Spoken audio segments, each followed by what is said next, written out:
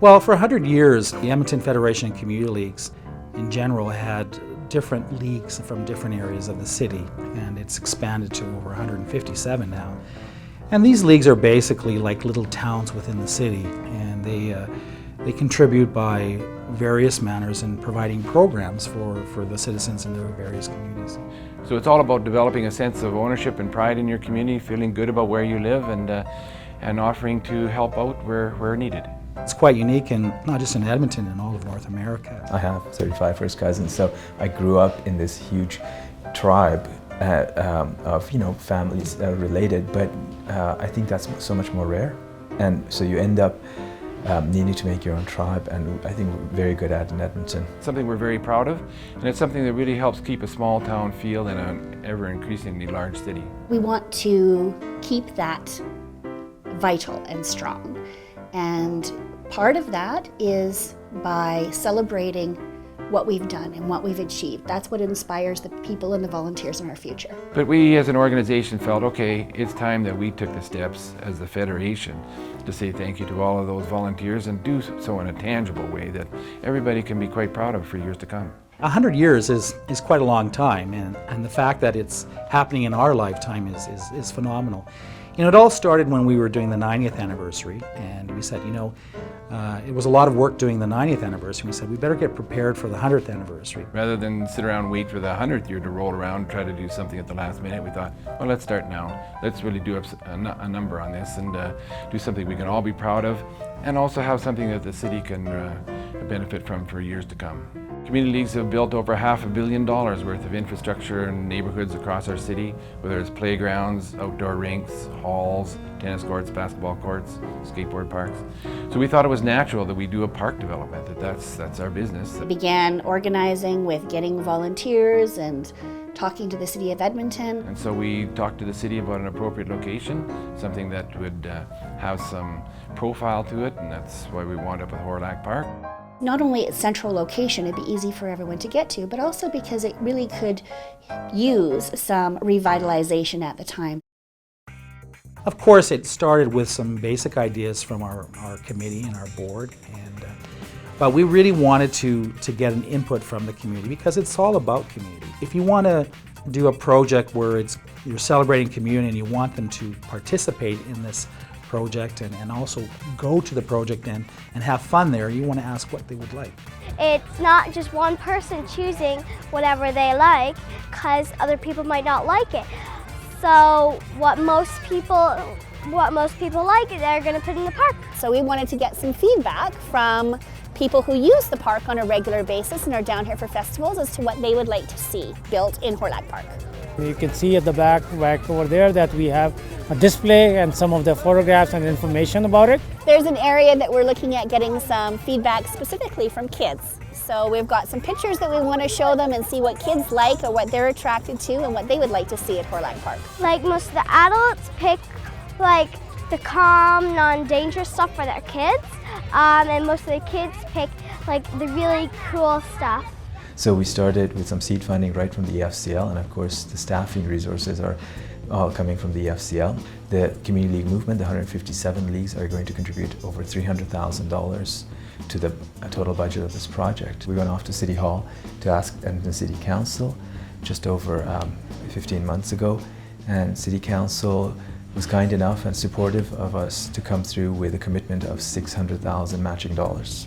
And we're happy to say that very recently the province came through with over $500,000 of funding. We looked far and wide for different project managers to see who would be able to best capture the spirit and the design of our what we had in our vision. And we chosen Urban Systems as our project manager, and they have been great with really capturing the spirit of volunteerism. They had such amazing ideas, and something that we're going to get with this project is going to be tremendously unique, and that's what I like about it. And then from there, we got a call from Lafarge, our great big cement company, who says, guess what? We'd like to contribute almost $1 million in volunteer and in product to enhancing your project. And they'll be working on our stream and our landscaping and various other parts of our project. And that is an amazing sponsorship and an amazing involvement. And in fact, they're getting their own people to even volunteer and help. Now that is true community. For us, it's extremely important because we get to give back to the community that we've been in for a long time. It's a recognition of our heritage in this community. The community leagues themselves form Edmonton, and it's a great partnership between industry, utilizing an old industrial asset and showing how it can be incorporated back into the city. They called us actually. When they heard about this project, they thought, wow, this sounds really good. They'd like to be connected with our organization, and they'd like to be connected with a project that helps revitalize a portion of a park, particularly when there was a stream project. It really tells you that there is something special about our city. Lafarge really was a huge pivotal moment for us when they joined us, because they came in with a large commitment. They really helped us convince all of our other funders that the project was ready to go. So that was a shot out of the blue, but a very welcome one, and we're really pleased to be teamed up with Lafarge. And similarly, Heritage Days Festival Association came through with a $100,000 grant, and that was pretty much out of the blue too. It was direct response to the relationship that we have with them in the park. We're all looking at what we can contribute, and therefore, just as a general partnership, it's a very good relationship. Everyone is here seeing what they can contribute to the project. So it's important to get the key decision makers and people who can influence the design side of it as well. In Harlech Park, there's an older stream, and so what we're going to do to that is we're going to revitalize that, and along that stream we're going to have a pathway.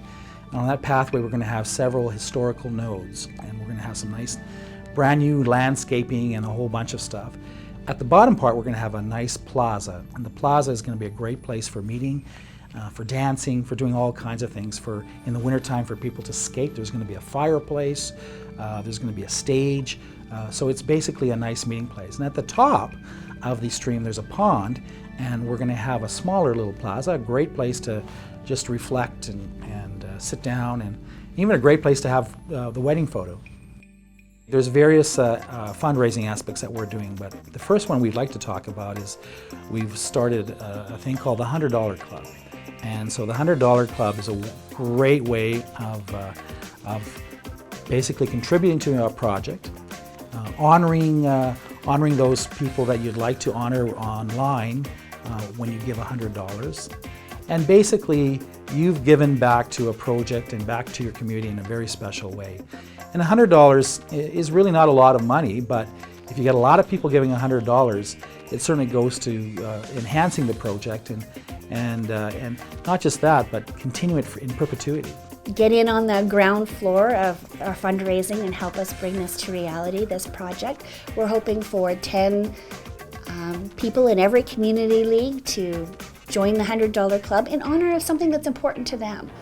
Be a part of Edmonton's Community League history. Join the 100 Club. I am donating tonight, and why? In honor of those dozens of hockey coaches that coached me in outdoor hockey my whole life, and all the thousands of volunteers that followed them. In honor of my father, Marcel Strayer, who passed last year. In honor of all those that have come before us, that have created something special and unique. All of the Community League volunteers over the last 100 years who have made this city the fantastic place it is today. In honor of the Park Island communities. In honor of my family, my community. मुझे बेइंतहा खुशी है कि मैं इसका हिस्सा हूँ और मैं जो इसमें पैसे दे रहा हूँ और इसमें contribute कर रहा हूँ. So it's all about community. We need to know how we got there, and we want to continue in the future with great endeavors. This particular project is all about all the residents of the city of Edmonton.